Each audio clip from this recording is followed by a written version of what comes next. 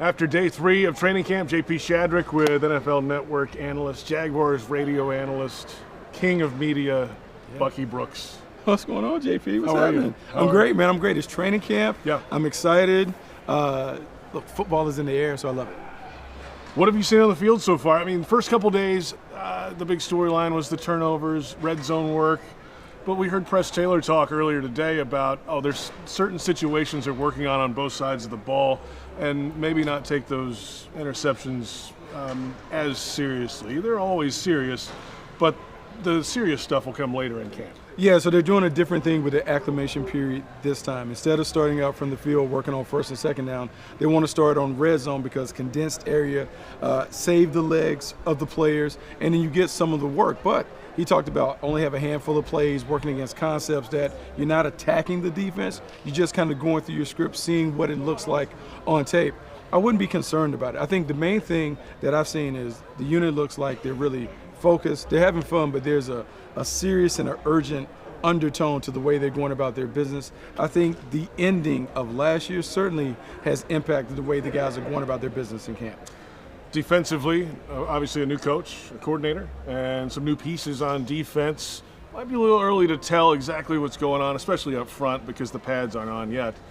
But at first glance, what do you like about what they've done on defense? First thing, the group is organized and structured. I can tell that communication has been really emphasized. You're not seeing the egregious busts and errors that sometimes you'll see during a new install. Yeah. To me, that says that the coach has done a really good job conveying what the expectations are to the players. In looking at what they're doing, it's musical chairs right now. A lot of different combinations, a lot of different personnel groupings moving in and out of the lineup.